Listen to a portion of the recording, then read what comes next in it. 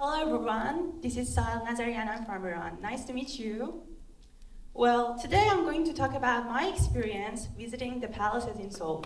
Are you ready to hear that? Well, the very first time when I visited a palace in Seoul, I felt very surprised. Because outside of the palace, there were skyscrapers, cars, and the people that were rushing around. But the very first moment when I stepped inside, I felt like the time slowed down and I was inside a whole new world. Beside the beauty of the palace, there were so many details, stories, and reasons behind those details. For example,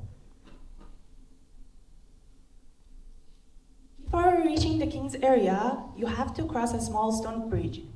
By looking at that bridge, I thought that, well, you can basically see those kind of bridges in most parts of Korea.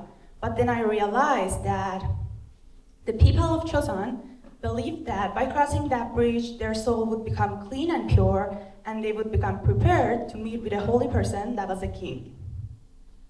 Then I went further inside and looked up at the rooftops of the palace and saw some interesting things, and those were called chapsang. Actually, chapsangs are some animal-shaped statues that are lined up along the rooftops of the palace. By seeing chapsang, I thought that those are just some cute statues that are overlooking the palace. But then I found out that in Joseon Dynasty, people believed that these little creatures were protecting the palace from evil spirits. Then I found out that in Joseon, the rooftop was not just for architecture, but it was also used as the guardian that was protecting the king and his home. Last but not least, the thing that amazed me the most was tancheong. Actually, tancheong is the Korean traditional pattern and color that was used in all of the palaces of Korea. By seeing tancheong, I thought that's a very great and huge painting. But actually, there's a scientific reason behind using tancheong. Since most parts of the palace were built by the wood, then to protect it from the moisture and insects, they used tancheong.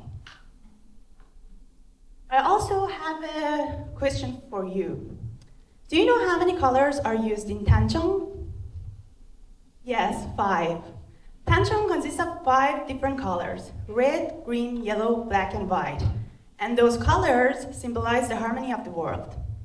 By visiting the palace, I realized why it is important to protect them. Because by having a tour, you can literally learn about the culture, the belief, and how the people of the past lived. I hope you enjoyed my story, and thank you for listening to me.